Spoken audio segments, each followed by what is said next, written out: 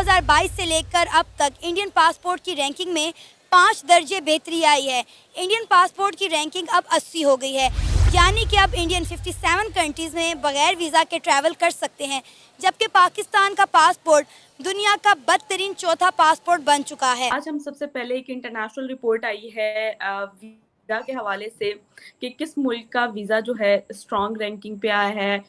सबसे पहले पेशावर में पेश आए वाक़े से मुतालिक आपको अपडेट करें, जहां रैगी में चेक पॉइंट पर दहशतगर्दों ने हमला कर दिया। इसके नतीजे में 2 पुलिस एहलकार शहीद और 2 जख्मी हो गए।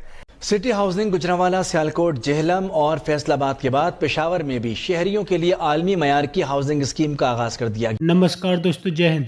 दोस्तों, नई पासपोर्ट की रैंक में भारत का डंका बजा है, जबकि पाकिस्तान का दुनिया का सबसे घटिया चौथा पासपोर्ट बन गया है, जिसे देख करके पाकिस्तानी फूट फूट कर रो रहे हैं, क्योंकि पाकिस्तान में इस वक्त आतंकवाद की घटनाएं काफ़ी ज़्यादा बढ़ चुकी हैं। क्या है पाकिस्तानी मीडिया का रिएक्शन, वीडियो को स्टार्ट करते हैं, लेकिन उससे पहले यदि आपने हमारे चैनल को सब्सक्राइब नहीं किया तो सब्सक्राइब करें, वीडियो पसंद आए तो लाइक करें, कमेंट करो और शेयर करें। जय हिंद, वंदे मातरम। कौन सा जो किस मुल्क का जो वीज़ा है वो सबसे वर्स्ट रैंक पे गया है।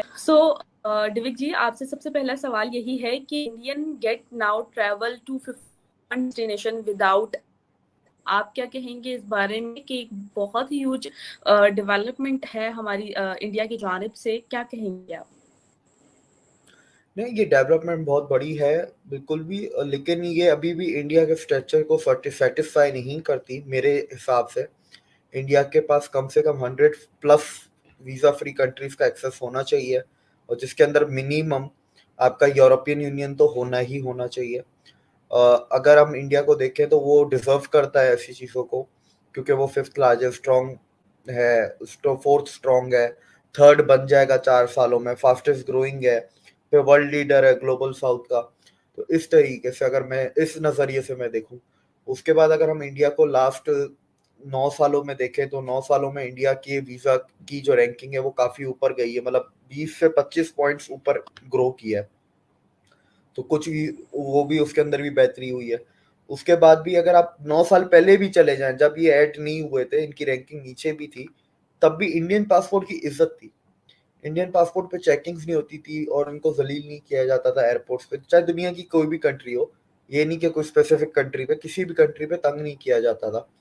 अच्छा, इसके बाद अगर हम आगे चलें, इंडिया को जो countries oceanic Pacific island countries जो हैं उनके अंदर वीज़ा फ्री एक्सेस है। मिडिल ईस्ट में ईरान, ओमान, जॉर्डन, कतर है। कैरेबियन आइलैंड्स, ऑलमोस्ट सारे कैरेबियन आइलैंड इनको फ्री हैं। Grenada, Jamaica, Haiti, Dominica, Barbados, Saint Lucia, Trinidad and Tobago, Saint Vincent, Saint Kitts, British Virgin Islands. Asia में इनके पास ASEAN countries का है access. ASEAN में जैसे आपके ये Bhutan, Indonesia, Laos, Maldives, Nepal, Thailand, Sri Lanka, Myanmar, Cambodia. China का जैसे मकाऊ है, जो चाइना के कंट्रोल में आता है पर सेपरेट एंटिटी है, वो है। तिमूर लस्ते है जो इंडोनेशिया से अलग हुआ था, सेपरेट हुआ है। फिर आपका कजाकिस्तान है सेंट्रल एशिया में। अमेरिका में अगर साउथ अमेरिका में जाए तो बोलिविया है, एल सल्वाडोर है।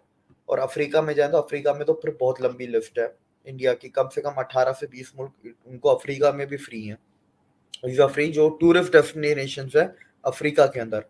हमारे भी अफ्रीका में फ्री हैं पाकिस्तान के कुछ मुल्क, लेकिन वो टूरिस्ट डेस्टिनेशंस नहीं है। उन सारे मुल्कों में कहीं ना कहीं जंग चल रही है। तो जो इंडिया को अफ्रीका में मुल्क के जो एक्सेस फ्री मिले हुए हैं वो टूरिस्ट डेस्टिनेशन है, मतलब पूरी दुनिया से लोग अफ्रीका के उन मुल्कों में टूरिज्म के लिए जाते हैं। अब देखें, इंडिया को जो मुझे लगता है, जो यूरोपियन यूनियन के साथ इनका एफटीए की बातचीत चल रही है, जो स्टेज 4 कंप्लीट हुआ है अभी, उसके अंदर कहीं ना कहीं ईयू की वीजा या यूरोपियन यूनियन का visa free access for Indians, इसकी एक बात होगी। इसके बाद का जिक्र भी किया जाएगा, उसके ऊपर शायद कोई डिसीजन भी लिया जाए आने वाले 1 या 2 साल में। हमें नजर आए ये काम इतने जल्दी नहीं होते, 1-2 साल लग जाएंगे। लेकिन एक चीज हमें जो 9 सालों में और नजर आई है वो ये आई है कि इंडियंस अब कहीं का भी वीजा अप्लाई करें, चाहे वर्क वीजा हो चाहे टूरिस्ट वीजा, उनका प्रोसेसिंग टाइम बहुत कम हो गया, उनका रिजेक्शन रेट कम हुआ है कंपैरेटिवली 14 से पहले। ऐसा नहीं है कि रिजेक्शन इंडियंस के अब नहीं होते, अब भी होते हैं, लेकिन ये है कि कंपेयर करें तो अब इंडिया के रिजेक्शंस कम होते हैं। कहाँ पहले जो 3 महीने में टूरिस्ट वीजा मिलती थी, आज वो महीने में मिल जाती है। तो ये बहुत आसानी इंडियंस के लिए इसलिए भी की हुई है क्योंकि इंडियंस देखें, ग्रोइंग मिडिल क्लास जो होती है ना, जिस कंट्री में आपकी मिडिल क्लास सबसे ज्यादा है, तो उनकी स्पेंडिंग परचेज पावर में 2-3 चीजें बहुत ज्यादा आती हैं। एक वो घर खरीदते हैं, एक गाड़ी खरीदते हैं, तीसरा वो घूमते हैं, चाहे वो डोमेस्टिक टूरिज्म हो चाहे इंटरनेशनल टूरिज्म हो।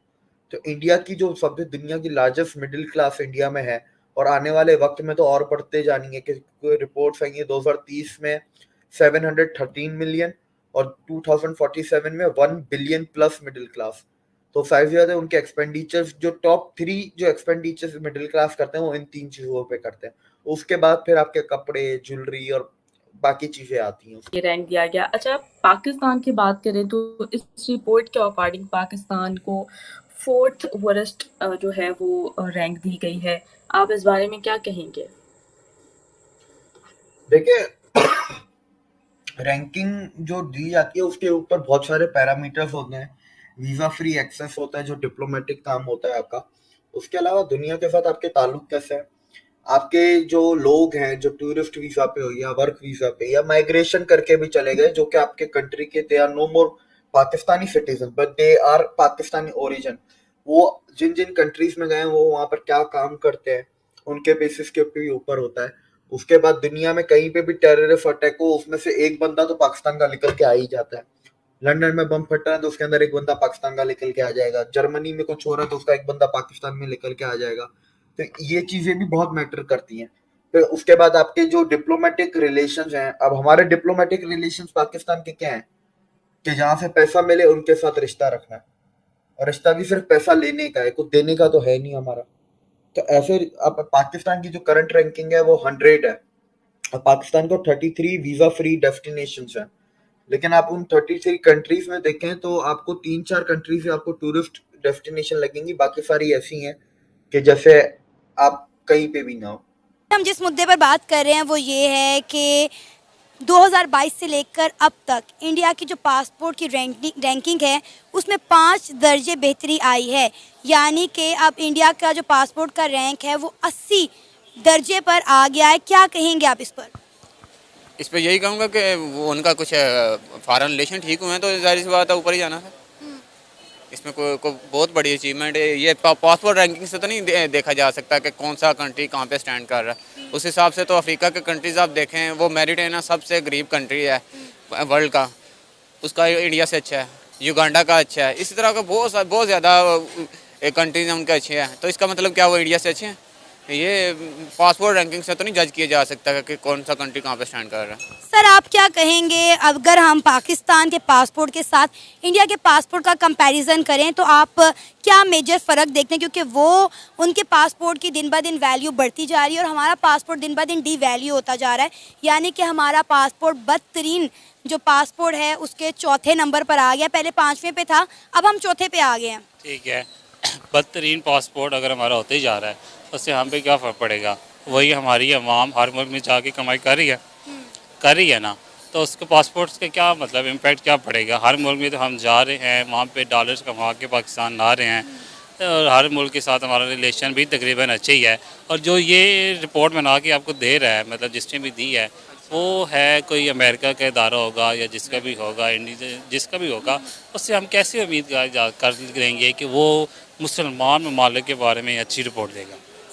अच्छा, गैर मुस्लिम तो कभी हमारे दोस्त नहीं हो सकते। मैं इधर ऐड कर लूँ, ये ऐसे नहीं है कि हमारा नीचे को जा रहा है। हमारा जब ये दहशतगर्दी की इधर लेयर थी बहुत ज़्यादा, ये वार ऑन टेरर हमारा चल रहा था, तो हमारा 2nd वर्स्ट पासपोर्ट था। वर्स्ट इस सेंस में होता है कि हमें कितने कंट्रीज़ में ऑन अराइवल वीज़ा मिलता है, कितने में ई वीज़े पे जा सकते हैं, और कितने ऐसे हैं जहाँ पे वीज़ा फ्री एक्सेस है। ठीक है, वो हमारे ऑलमोस्ट ना 26 कंट्रीज़ जहाँ पे हम पाकिस्तान जा सकता है टोटल लेकर करें तो। इंडिया अब 57 में जा सकता है। मैं वही आपको बता रहा हूँ।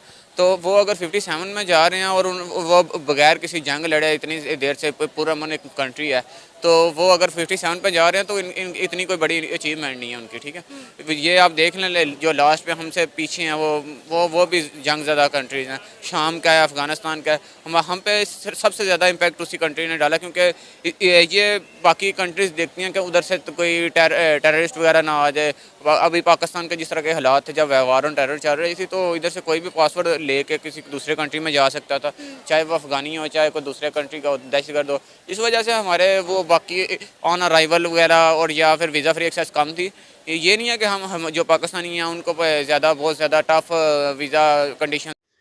तो दोस्तों, पाकिस्तान दुनिया में सबसे ज़्यादा आतंकवाद फैलाने में माहिर है। यही कारण है कि पाकिस्तान के पासपोर्ट की रैंकिंग लगातार गिरती चली जा रही है। भारत जिस तरह से तरक्की कर रहा है, तो भारत के आने वाले दिनों में पासपोर्ट की रैंकिंग और बेहतर हो सकती है, लेकिन पाकिस्तान के हालात कभी भी बेहतर नहीं हो सकते, क्योंकि पहली बात तो पाकिस्तान में हर रोज़ कोई ना कोई आतंकवादी घटना हो ही जाती है। साथ ही दुनिया में यदि पाकिस्तान कहीं पर भी धमाका होता है तो उसमें पाकिस्तान जरूर शामिल होता है। यही कारण है कि कोई भी पाकिस्तानियों को अपना वीज़ा नहीं देना चाहता। पाकिस्तानियों की हालत काफ़ी ज़्यादा ख़राब हो चुकी है, क्योंकि पाकिस्तान इस वक्त दुनिया का सबसे बुरा मुल्क बन चुका है। सबसे दुनिया का चौथा घटिया पासपोर्ट वाला मुल्क पाकिस्तान बन चुका है, जिससे देख करके पाकिस्तानी रो रहे हैं, क्योंकि भारत के पासपोर्ट की रैंकिंग में 5 अंक का सुधार हुआ है। भारत पिछले साल 85 रैंक पर था, अब की बार 80 पर हो गया है। यही कारण है कि पाकिस्तानी भारत की तरक्की देख देख कर लगातार अपनी सरकार को कोसने में लगे, क्योंकि पाकिस्तानी सरकार अपने लोगों को कोई सुविधा नहीं दे पा रही। आपके क्या राय कमेंट में जरूर शेयर करें। यदि आप चैनल पर नए तो चैनल को सब्सक्राइब करें। वीडियो पसंद आए तो लाइक करें, कमेंट करो और शेयर करें। जय हिंद, वंदे मातरम।